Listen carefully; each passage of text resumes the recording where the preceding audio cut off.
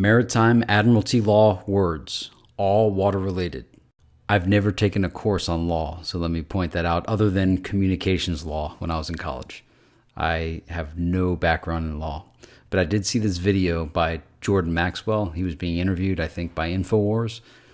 And I had been reading parts of Redemption Manual 4.5. Someone had recommended it to me. It's quite a fascinating book if you've never encountered the information that was in it, like I had not before. And then I was looking up birth certificate, straw man, and other things, and I stumbled upon this Jordan Maxwell interview.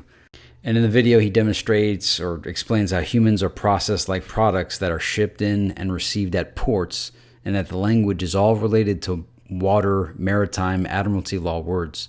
So it was quite interesting because I had never learned of this, and these are the notes I took. So I didn't come up with any of this research. All I did was take notes on what Jordan Maxwell had said. So if you want to go straight to the source, find that Jordan Maxwell interview. It was so long ago, I don't even remember the name of the video. Your body is a corporation, a company. Dead body equals corpse. What? That had never dawned on me, that corpse is short for corporation. So your dead body is a corpse. International Maritime Admiralty law is the law of money, corporation, law of the sea. I remember a long time ago, I don't remember how many years ago, but the Law of the Seas Treaty was being modified or something, and it was a big deal. I didn't quite understand it at the time. Still don't, but now I realize how big of a deal it is. If I remember correctly, the acronym was LOST, Law of Seas Treaty. Your body is being bought and sold on the New York Stock Exchange. There's a couple of videos out there that I've seen online, and it says that if you look at the back of your birth certificate, there's like a number on it. I don't know if it was Canadian or United States, but they're saying that number, like, banks trade your birth certificate. And like if you go get the actual birth certificate, you'll see all these different stamps from banks on the back. And that there was like some website that you could type in the number of the birth certificate and see how much the mutual fund of everybody that's in your, I guess it was like your zip code or something. Like zip codes of people are being traded. Who knows? I haven't found any proof of it, but what a claim that is, right? And I was reading some book that said that American labor is the collateral for the loans that we have for the national debt. And the birth certificate is like the bond. And then there's others that say your signature, or your when you redeem your straw man, you place a lien against your straw man for like $10 million. I'm not really sure how it all works, but it's interesting to try to read about, figure out what's going on, and that your signature is very powerful. And basically all you have to do is sign for things because the U.S. Treasury like owes you back money. I'm not sure, but I'm presenting this for other people to investigate and look up and learn about, just for intellectual exercise, because at a minimum, it's entertaining to read about this stuff. Your body is over 70% water. Hence, you are a maritime water product. Your body is a biological battery, an electrical unit. And that reminded me of The Matrix when Morpheus says, in order to turn you into this. And it was a battery. A license is an agreement, permit to do something that without license would be unlawful. Anything you do is called business by law. Anything you do must have a license, a business license. So hence, a marriage license is one business to do business with another business. And it's kind of proven that, to get married, you have to get a marriage license. And if you are a business, you're creating, and it's basically it's literally a legal agreement. Sometimes you hear people that aren't fond of marriage saying it's just a legal piece of paper, but it's actually, I guess, a business partnership. You have to have a marriage license, and a license is an agreement, permit to do something that without the license would be unlawful. It's interesting, like these terms, when you think about it on this level, it's like, wow, okay, interesting. Docking at the port. When a ship pulls into a harbor with $800 million worth of cars or business, it comes in on water. When the ship comes in, it parks at the dock. And then Maxwell was talking, he's like, look, everything is a ship. A citizenship, sportsmanship, scholarship, dealership, courtship, citizen on board ship, I guess is what citizenship is short for. But I had never really, it never dawned on me that all these things ended in ship. Shipping and manufacturing. Where a ship sits in harbor is called berth. All ships are she. When items come off a ship, they are born. She delivers the product. The man manufactures. The woman delivers the product. When you have been manufactured and she delivers the product, you are the product of a corporation. You are the joint new product of two corporations. Anything those two companies produce, the product belongs to them, not you. Any item coming off that ship has to have a certificate of manifest. So this is describing products, how they come aboard land. But it's also, Maxwell was trying to say, realize that your mom gave birth to you from the birth canal. Canal is a water word as well. And then when you're born, they measure you. They give you a birth certificate. That's the certificate of manifest. All your vitals are taken. You're essentially treated like a product. And the certificate of manifest, the birth certificate, is also the FOB, the free on board, where the ownership exchanged hands from your mom to the state. Each car has to be represented with paperwork and information about each item. It's real interesting when you think about this. You feel like a real product now. You're like, wow, I'm a corporation. My straw man is my legal paper that incorporated my straw man into existence. And they're saying that the corporation that's you is always written in all capital letters. And that's how you differentiate the real you between the corporation you, the straw man. And I apologize for sounding like not on point with my information. I read this stuff years ago, and I was cleaning out a folder and I found these notes, and I'm like, let me make a video about this based on my notes. So these are the notes. Why just let them die in that folder and delete it, right? So shipping continued. When you're born, you have a birth certificate with vital signs for product. You are a human resource. You are going to be bought and sold by the international banks in New York and London. You are a security, policy, police, politician. That never had dawned on me either. So the politicians create policies, and the police police the policies. I never saw that policy, police, and politician were three words that were all related. Never dawned on me. The style manual is the U.S. government printing office style manual. It tells you what the words mean correctly. It has the words to use. So Maxwell was saying to get your hands on the U.S. government printing office style manual.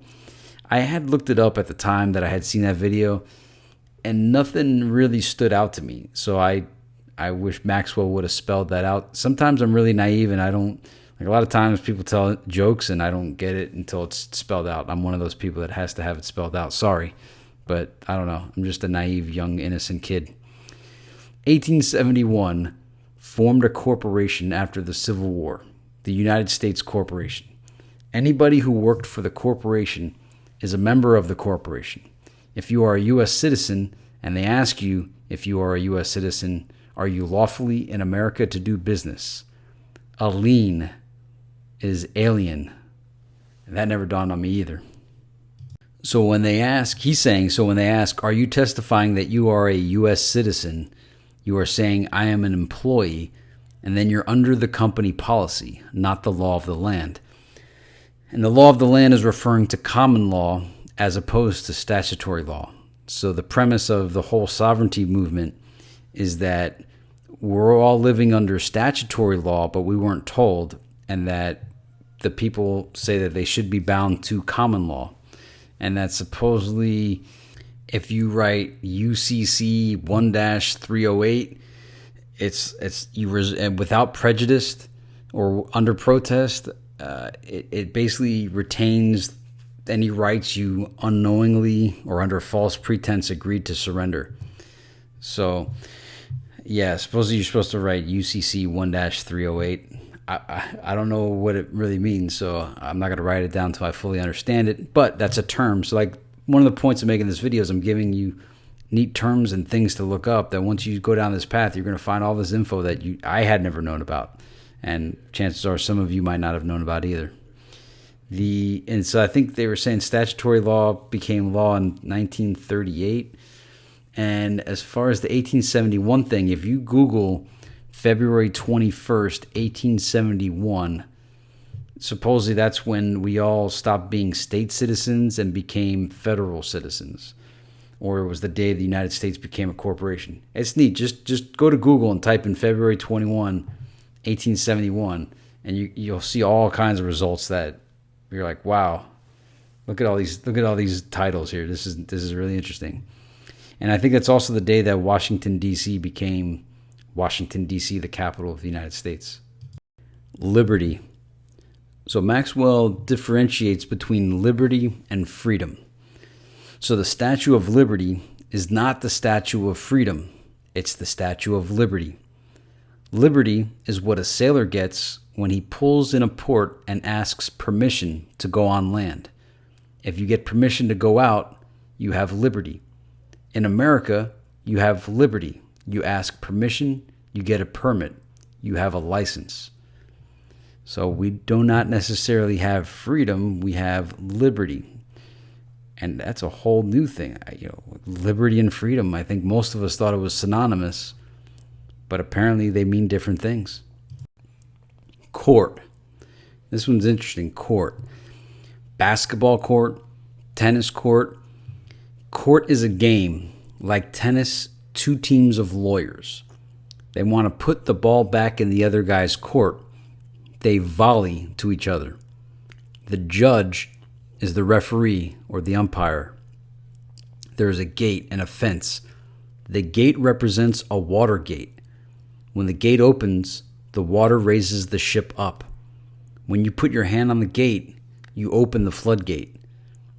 When they call your name and you open the water gate, you are in hot water. Someone has to bail you out. The judge, and bail you out, bail is a water term. The judge rules from a bench. Bench means bank in Latin. So the judge rules from the bench or the bank. The judge sits higher up looking down on you. You look up to the bank, the bench. So that's kind of like in tennis too. The ref sometimes or the umpire is sitting higher up. So court is a game. I mean, it's not a game for most people. And they were saying that there's like all kinds of stuff online that tells you how to behave in court and what not to do. And now I understand why it's good to have a lawyer, because he knows the rules of the game. Because court is a game, and you may or may not know the rules of the game. So all these words for court relate to water, the water gate, bail you out, and then the judge being the bank, representing the bank. So because it's statutory law, I guess they're all terms of money. Like all court cases are based on statutory law and where the money gets compensated. Again, I'm not a pro at this law, but if the judge is the banker, it makes a lot more sense. The Matrix. Mr. Anderson is your straw man fiction. Neo is your flesh and blood self. And you have the agents. And then you see the water and the fluid in Matrix. Now, obviously, that also has like baptismal aspects, but it's been suggested that The Matrix is a movie about maritime admiralty law and strawman redemption and sovereignty. I always thought it was about, like the world being pulled over your eyes, that reality is not real. But when I read the passage, I think it was in Redemption Manual 4.5, like their review of The Matrix 1, 2, and 3 are really good reviews. And they also do a review like on how it relates to law. And they also do a review of The Wizard of Oz. And, you've seen others do the reviews, like the real meanings behind all the characters and everything. But I've never seen it quite presented like it was in this. So it's saying that Toto means all. So, and the Wicked Witch, or the lady next door, wanted Toto, which meant she wanted everything. There was the Tin Man, and the tin was an acronym for tax identification number. Emerald City represented money, but you follow the yellow brick road, the gold, to get there. And that the original version, Dorothy's slippers were made of silver, but in the movie they were ruby. The Lion and the Straw Man. Look at that. So there's a straw man in there, and the lion needs his courage. So if you get a chance, if you go, because this book, Redemption Manual, it's like over $100. I think they're on like version 5.0 now. So if you want to buy the book, it's probably interesting to buy. I think the price is a little bit high, but if you consider it legal advice, it's actually really affordable. Or if you could find it online somewhere to read. But I guarantee you're going to see something. Like, as a conspiracy theorist right now, I'm always out to look for the next new thing that I haven't heard of, because at some point you begin to hear of everything. And when I found this book, it opened up a whole new world that I never knew existed. So, and especially seeing their perspective of The Matrix and Wizard of Oz, these angles I had never considered before, and now everything becomes different to me. As you know, last year I read The White Book. While most think The White Book is about Tupac, it was kind of about magic with a K, conspiracy theory. And I got a real good primer into magic and witchcraft, just basic, like high level, nothing deep. But after reading The White Book and then thinking back on the Redemption Manual and all the stuff about the court with the lawyers, I started to wonder, I'm like, are lawyers magicians? They evoke law, they cast spells and repudiate them. I object. The judge wears the robe. Yet the Black's Law Dictionary is like their book of spells. It's a Hadouken fight of casting spells at each other until the other doesn't have a volley to return. So I don't know. I mean, maybe it's like, yeah, of course, you didn't know that. But I didn't know that. But after reading The White Book and thinking back on this stuff, I wonder, are the lawyers magicians? And it's like you need to get a magician to represent you in court because you don't know the craft. Back when I had initially read this stuff, I could have quoted it a lot better. Right now, I'm a little bit under the weather. I've been traveling. I'm going to travel next week. I just wanted to rock a video this week. I know my voice is a little boring, but something for people to think about while I'm gone. And speaking of traveling, they're saying don't call yourself a driver, call yourself a traveler, because a driver is a legal term in their law world, whereas a traveler, I think, is like a common law term. And as I said, I'm really not qualified to even speak on this. This video's intent is to just give you things to look up, not legal advice, and don't even take what I'm saying as accurate. I'm just giving you neat things to look up to get it from more authoritative sources. I am not authoritative in this. So if you want to investigate further, on Amazon they sell Redemption Manual 5.0. I'll put a link in the description. Like I said, it's an expensive book, and then you also, I think, have to buy this like accompanying book that has all the paperwork. You can look up videos by Jordan Maxwell. You might even find the video that I'm referring to that I took notes on all that time ago. If you've never seen The Matrix, you should watch it. I mean, I couldn't imagine anybody not seeing it. It's like Star Wars. You're like, wow, you never seen Star Wars? You never saw The Matrix? And if you've seen The Matrix, you might want to watch it again with this new idea of looking at it as a movie about law, like an analogy for law, straw man. There's a video on YouTube. I'll also paste the link for this. It's called Meet Your Straw Man. I'll also try to find that Jordan Maxwell link, and I'll paste that in too. But the Meet Your Straw Man cartoon, it's a real interesting 5-minute cartoon you might want to watch. It gives you a primer into something that we all might be missing out on. The sovereignty movement, there's a lot of information out there on that. I think I initially learned about it from either the movie Kymatica or the guy that narrated Kymatica. He made another movie, or he narrated another documentary. It was one of the two of those that I got the lead. I never heard of the sovereignty movement until I saw that documentary. Secured party creditor. There might be something really in there if you look up secured party creditor. It's kind of hard to get the info. You just get people that want to sell you the idea of learning about secured party creditor, but I was never able to fully figure out what that really means. I read the book by Mary Croft. It was somewhat interesting at the beginning, and then it kind of like tailed off. But she had a couple of good interviews where she's got some pretty interesting claims, and she fights the banks and enjoys doing it. I wouldn't enjoy doing what she does, but she does. And if you're into that, check her out. Again, doing some of this stuff, you might end up in jail. So thanks for watching. I'll see you in the next video whenever I get back. Thank you.